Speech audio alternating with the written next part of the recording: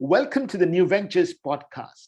We have as our guest today Martijn Veen, the Global Head of Energy at SNV, and we are going to talk about results-based financing. Welcome, Martijn. Hi, Sanjoy. Very nice to be here, and thanks for the invite. You know, Martijn, I first learned about results-based financing, RBF, I think that's what you call it, in one of my early visits to Tanzania, maybe 5 years back. I was fascinated then, and in the last 5 years, the fascination has already grown. So I'm really looking forward to learning about this and, making so many people aware of it. At one level, the concept of results-based financing isn't easily understood. Donors pay for actual results on the ground. The issue, of course, is that in the off-grid energy industry, that there are a whole lot of details. For the selection of companies and the verification of actual results. Please tell us how you do this at SNV.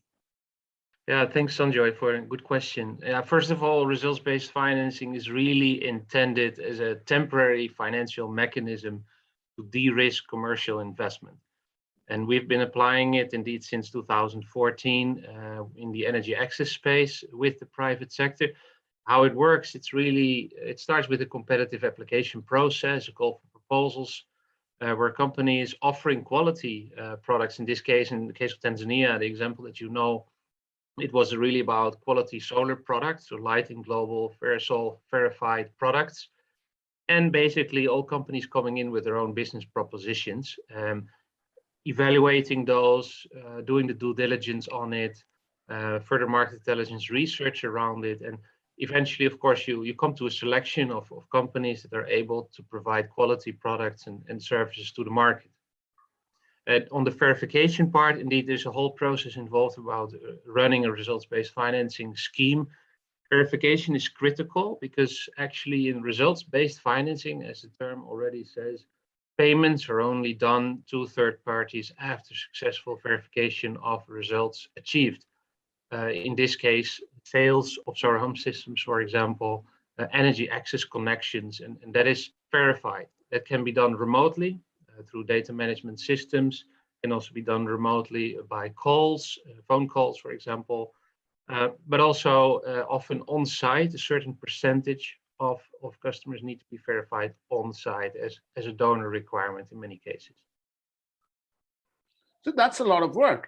So, you have to build a market intelligence at the beginning, due diligence of companies, the quality of products, that's all upfront, and then a lot of third-party verification after the project has been implemented, so as to speak. The interesting thing is that you have to do this in a transparent and time-bound manner so that private entrepreneurial companies who are not exactly known for their patience have trust in the process. So how do you ensure that? Well, as in any fund management program, there's a lot of standard procedures that you'll need to apply and that companies are quite familiar with. But indeed, with results-based financing, there's some particular issues that come into play. And one of those, as you mentioned, is verification, and that payments are only done after successful verification. Now, it is very important for the private sector that they're fully clear on what is expected, at what point in time, and to be fully transparent on the operational guidelines, basically, that will be applied during the process, that companies know exactly what to expect and when. And then also have a close follow-up, of course, with the private sector, with the companies participating in such a scheme. So communication, as always, is critical, and to adhere to the indicated timelines to avoid frustrations from different ends. What it also meant for us as an international development organization is to adjust our language and our way of thinking. You really need to get yourself into the mindset of companies, how they operate, how they communicate, how they act, and to adapt also our way of working to that, and basically up to the same speed as well. So definitely that is a change to regular development cooperation work, you could say. And it's adapting to that, and also your way of communicating, adapting it to it. Right. So I'm taking away, clear operational guidelines. I'm taking away that there has to be a standard language between the companies and development organizations like yourself. And the third thing I'm taking away is being transparent. But one thing that puzzles me as you talk is that obviously projects sometimes get delayed, right? So you are private companies entering an unknown market. You expect certain number of systems to be sold over a period of time. Things change, right? And how do you sort of work with the companies when things change? Yeah, well, it's a very important point. And it's indeed also true as a fund manager, you cannot control everything. So for certain parts in the process, you actually depend on others. First of all, a donor might require an independent verification agency, for example, that might not be contracted by us, but directly by the funding donor. And then you actually depend on the speed, the bureaucracy, also sometimes internally, and the procedures that simply need to be applied by different parties. And then you might have delays indeed. And that is very frustrating, first of all, for the companies involved, also for us as a fund manager. Now, how to go about that is again, from the very beginning, explain how the whole process is being structured so that also the companies know on which part they need to come to us and on which parts they actually need to approach other parties. And that if there is hiccups along the way, that the communication channels are always open, basically, and that we're always open to receive feedback and to adjust our interventions. And that's also in a positive way. Just as an example, when we started the solar RBF in Tanzania, it was really about over-the-counter sales of products where customers would pay upfront the full amount of the cost of those products. But very quickly, we saw the pay-as-you-go market starting to boom. So pay-as-you-go, that with mobile money in place basically in East Africa and growing, it was a huge opportunity for solar companies to start offering products that people were not required to pay upfront the full cost, but basically in installments with an upfront payment, and after that with monthly installments, and then after 2 or 3 years' time, the product would be theirs. What it meant for us, as a fund manager of an RBF facility, we needed to accommodate that development in the market. It was not designed for pay-go RBF scheme, but we need to accommodate that with a few changes in the scheme that we needed then to agree upon also with the donor. So what it needs is flexibility, actually, from a fund manager to react to those changes in the market, and then also flexibility from, for example, the donor or in different parties in the scheme to quickly adapt to those changes and approve those changes. And that's, of course, where sometimes you have hiccups because you agree on a certain procedure, manuals, templates, and all of that. And then actually with a change like that coming, that's for the better of the market. We better than adapt quickly to that and adapt the scheme. That's what we did in the case of Tanzania, and quite successfully so. But still, that's always a challenge, how to adapt and do that fast enough, because those changes in the market are generally also sometimes go quite fast. Right. One thing about how incentives in results-based financing are designed is that private sector can be made to target markets that they often keep away from, right? So you did that quite effectively. Would you tell us a little bit about it? Yeah, as I said at the beginning, results-based financing is really intended to incentivize companies to engage in challenging markets, so to do something that they would otherwise not necessarily do or not yet. So RBF is then really a mechanism that can accelerate market development in those challenging areas, and then de-risk and leverage commercial investments for companies in order for them to really engage in those more challenging markets. That comes with tailoring incentive levels, considering, for example, socioeconomic conditions and market maturity in those different areas. And what we did in the case of Tanzania, for example, and that we later on replicated in other countries as well, is we developed a vulnerability access index, a VI, as we call it, which is basically assessing based on publicly available data, economic conditions, and market maturity, in this case of the solar market, which areas are underdeveloped, would be more challenging for companies to go to. And based on those data, basically tailor the incentive levels so that if there's more challenging markets for companies to go to within a country, incentive levels are higher in those areas, whereas in the easier parts of a country where there's also already some level of presence of the companies, and where population density is rather high, capacity to pay might be higher, that in those areas incentive levels are lower. So that's then how you can steer basically with how you go about incentive valuation on where, basically you find incentive levels in a way that companies are triggered to engage actually even in the most challenging markets of a country. Right. And, what I found particularly interesting about Vulnerability Access Index, which you had developed, is that you used publicly available data. Could you tell us a little bit about the type of data that you used? I mean, I already know you mentioned population density, but there were other data elements that you used as well, right? Sure. Now, indeed, the population density is one of them, level of energy access, but also access to other basic services like water. There's a couple of parameters and criteria linked to gender equity, child and maternal health. So those really give indications then on, let's say, socioeconomic characteristics of a certain part of a country. And I also mentioned already capacity to pay, for example, is another important one. And on the other end of the scope is more the maturity of the market in itself. So, for example, the years of solar, the years of presence that solar companies have in a certain part of the country, for how long, the level of sales in those areas. And basically, when you're managing a scheme like this for a couple of years, you build that kind of market intel along the way. So you quite quickly get a sense of where sales are increasing quite rapidly, and you get a sense of the areas where that is actually challenging or where sales levels remain quite low. And that also allows you then to change those, say, incentive levels and the VI levels, as we call them, over time.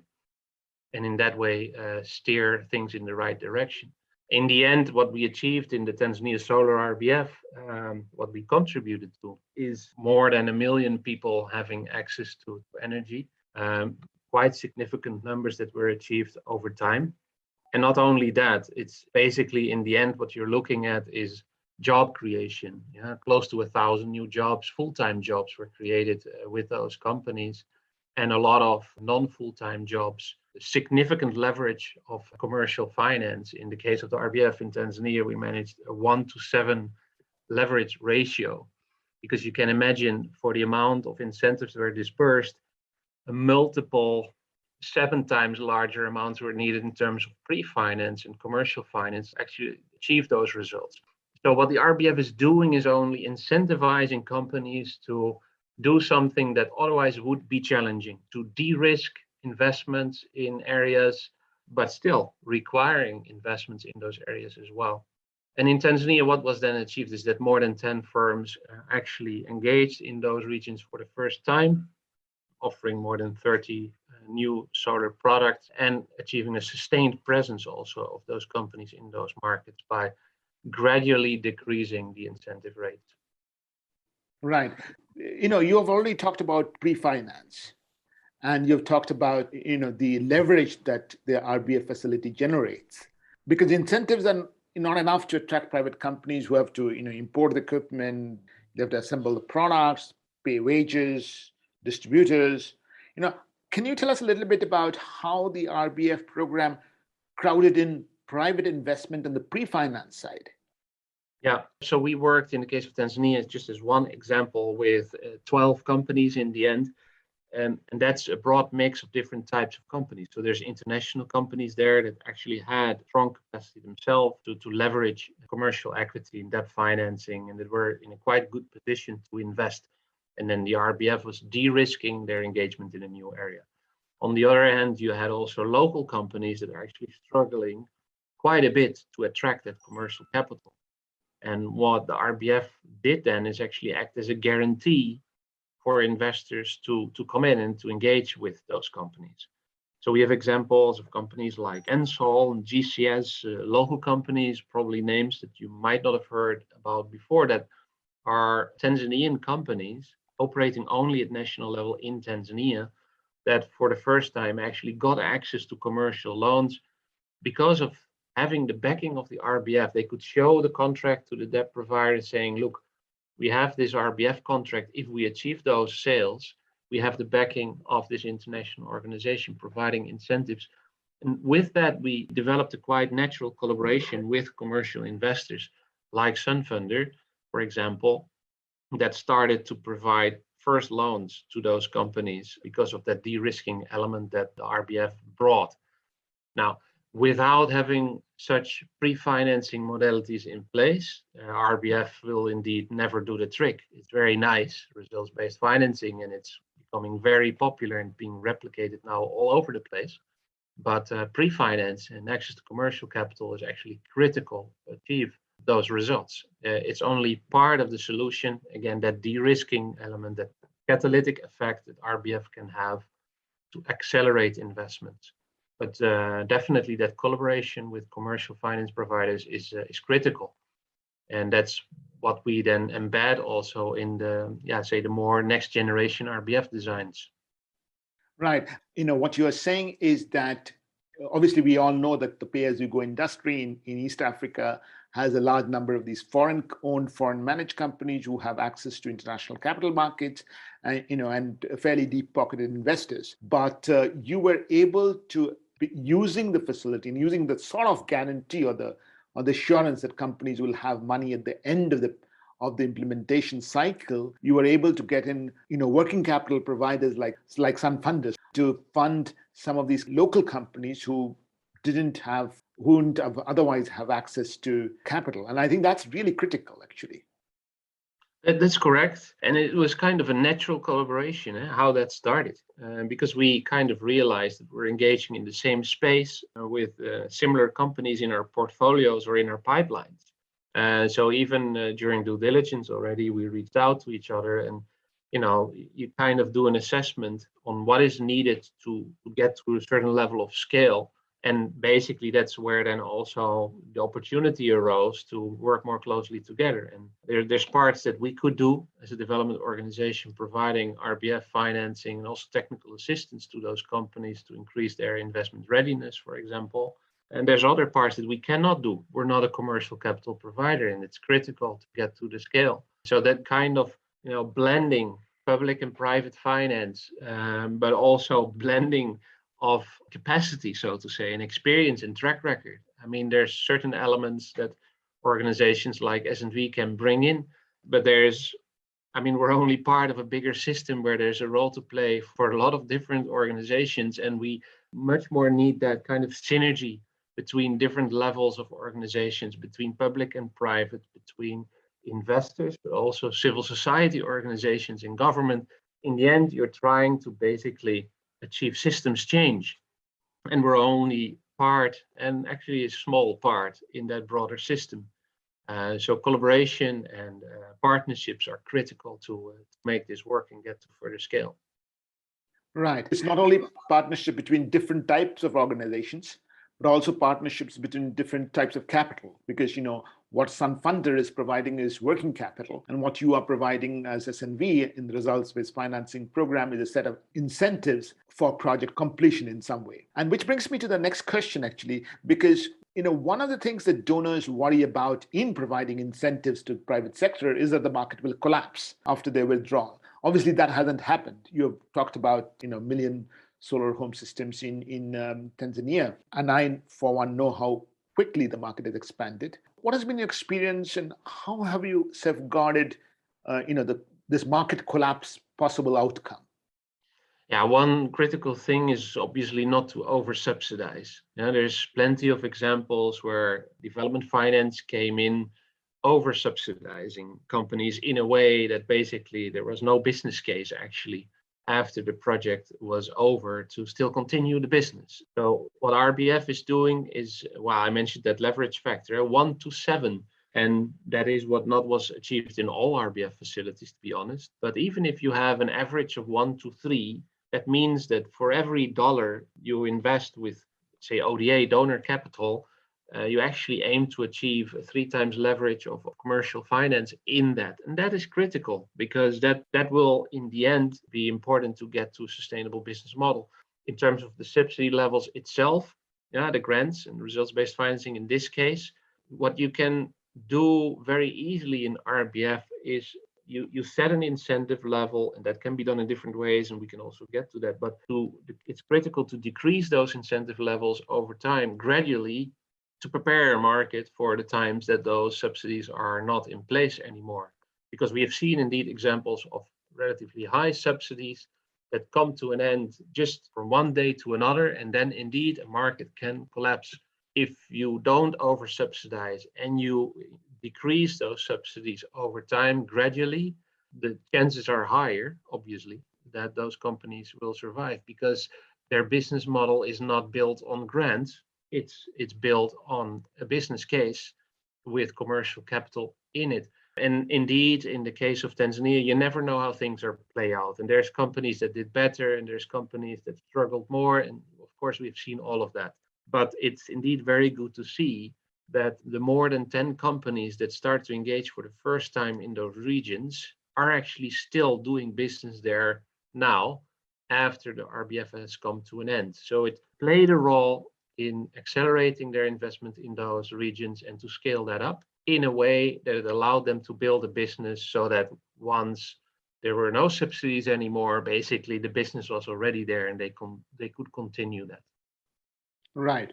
I've had similar experience in Bangladesh, which also had a results-based financing program administered by IDCOL, again for the same sector, for solar home systems. And that's exactly what they did as well. Those are very important lessons. You have been running RBF programs since 2014. You've talked a lot about Tanzania. You also mentioned that you started with over-the-counter solar products and then moved to pay-as-you-go. Could you tell us a little bit about other countries that you operated in, product categories, and most importantly, the donors that you have worked with? Yep. Yeah, indeed. I talk a lot about Tanzania. It's close to my heart. I lived there for 5 years. It's actually where I first started to be involved in RBF. But obviously, at the same time already, when we started in Tanzania with S&V, we started similar schemes in other countries. Tanzania was one of the first ones, but we definitely had experiences in other countries, including Kenya, Uganda, Mozambique, but also in Asia, Cambodia, Laos, Vietnam, in different subsectors. So I mentioned Pico Solar, solar home systems, but we also engaged in mini grids, improved cook stoves, clean cooking more broadly, and biogas. So indeed, with RBF applications in a number of different markets in terms of subsectors, but also different countries and regions. Working with NDEF as an important partnership program. It's multi-donor, it's funded by different donors, but with the RBF facility under NDEF being financed by UK Aid, DFID at the time, now FCDO. But in other countries, we also work with AFDs, with the French, with the World Bank. Currently, our flagship programs in RBF, for example, with FCDO, we have the Brilio Energy Africa program in Mozambique. That includes a 19 million market development fund, most of which is actually RBF, but there's other mechanisms as part of that fund as well. And there's COSAP, the World Bank funded Kenya Off-Grid Solar Access Project in Kenya, where we have a 17 million RBF facility, most of that oriented to solar home systems, but part of it also to clean cooking. And Brilio, for example, in Mozambique, that includes all technologies, including also mini grids and other technology areas. So what we have seen is indeed a scale up of those initiatives. We're talking larger facilities currently, with applications throughout different technology areas and different donors coming in. Also IKEA Foundation, Rockefeller Foundation, there's others that are actually very keen to scale up interventions in this space. And you've obviously heard, I think, of some of the more global and regional RBF facilities that have been launched since a couple of years ago. And so there's quite some dynamic in the RBF space in energy access specifically, and we think it's great. At the same time, we think we should base ourselves as much as possible on the lessons learned and best practices that we have seen throughout all the past interventions in RBF, because not all of it has been a success. And let's also learn then from the failures, or from where we've seen it was actually challenging to get an RBF to work. Could you tell us a little bit about the lessons from the failures, what to avoid for organizations thinking of an RBF facility? Yeah, there's a lot to say about that. There's currently already quite a number of publications on it. But if I summarize it, yeah, first of all, sufficient private sector capacity should be in place, meaning financially able to initiate and leverage on an RBF scheme, and conceptually able to see RBF as a tool for innovation and scaling. But also the financial sector needs to be there with willingness to engage and to play a role in basically recognizing the added value of RBF, and then crowding in commercial capital for those business initiatives. So typically in a country, you should have kind of a private sector capacity in a sufficient number of companies that you can realistically work with pre-financing generally available or mechanisms in place to raise that capital. And then, yeah, the foundational market presence, as we call it. So the enabling environment conditions that need to be there in terms of awareness levels, demand awareness levels at customer level, but at companies as well, standards, taxation. You can think about tax exemption for solar, for example. All of those elements in the end work in favor to make a mechanism like this work. So what we typically say is that RBF is a tool appropriate for market segments where certain preconditions are given. Some of those I mentioned. And without those preconditions, definitely you also need more classical approaches still with pre-financing, technical assistance also, particularly to local companies to ensure also that they will be able to engage in facilities like this. And in the end, yeah, RBF alone will never do the trick. It's what we call a tool in a toolbox, and it can definitely play a very strong added value in accelerating market development and de-risking commercial investments. But often more than that is needed. And that's why in our, say, our more later RBF designs or inclusion of those facilities in broader programming, definitely we pair that with other interventions as well, based on the particular context in a country that is, and in a certain market, and those contexts are always different. Right. I mean, the key takeaway is that markets have to exist in the sense that there has to be sufficient demand, and there has to be suppliers who can take advantage of the facility, and there has to be financiers who are willing to finance those companies. But I really like the point, and it's not so often understood, of the need for technical assistance to the companies, and in particular to local companies and companies who would otherwise not be served by these, international facilities. Which actually brings me to the last question. I know you have a lot of experience in energy, and you talked about clean cooking as well, but a lot of climate change professionals, not necessarily only in energy, believe that the solution to climate change in this decade, and every day is running out, is to deploy existing technologies at scale. And I think one of the things that RBF does is that it enables existing companies to promote technologies and products to markets that exist. What would be your broader message to donors in the climate change industry? So, for example, to deploy solar pumps, for example, in the agricultural sector. Yeah, I think that we need both, Sanjoy. I mean, we need innovations and pilots to test new ideas and also to test new business models and technologies. And so we need that. And at the same time, we need instruments like RBF, for example, to catalyze investment and to accelerate market development and achieve further scale. But we need both. Even RBF as a successful mechanism would not exist without piloting.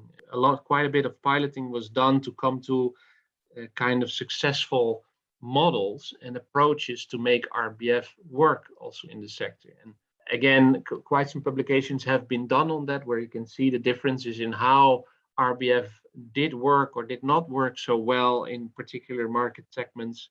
So also there, piloting was actually needed, and RBF in itself and Energy Access is still an innovation until this day. If we're designing RBF schemes now, for example, we're looking at a scheme for mini grids in Ethiopia, for example. Yeah, you approach it again in quite a different way, because mini grids, and particularly then if you really want to ensure the anchor loads needed, so it needs to be closely linked to anchor loads from agriculture, irrigation schemes, etc. And mini grids in itself, with the regulations and policies around it that are quite critical to have in place for the market to further develop. You can imagine that an RBF facility around mini grids in a particular country context is actually completely different from setting up a clean cooking initiative in Cambodia, for example. It really requires that detailed understanding of a certain market and of the barriers that exist in a certain market to get it to scale. Sometimes those barriers might be on the supply side, and then RBF financing might be critical. Sometimes there might actually be some critical barriers on the demand side, on affordability, capacity to pay, awareness, or on the policy side. And believe me, then you might need something else in RBF. And in an integrated program, you might need a combination of those things. So again, RBF is not a silver bullet. It's part of a broader package that you will often need. We have seen examples where RBF kind of works as a standalone, but only because a lot of the other conditions were actually in place through other interventions as well. So yeah, we need all those different innovations and pilots, I think, Sanjoy, in the end to make it work. Exact point that you made about pilots is so very important, and again, needs to be just said as clearly as you said it. I learned about RBF facilities you said Tanzania is close to your heart, but I learned about it sitting, actually, I don't know whether you remember, in a restaurant just next to the Indian Ocean. And at that point of time, I learned it only for myself. And today it has been wonderful hosting you so that the whole world, at least my audience, can learn from you. Thank you very much, Martijn. Thanks a lot, Sanjoy. It was a great opportunity, and always happy to contribute to further learning and exchange on this topic. Thank you.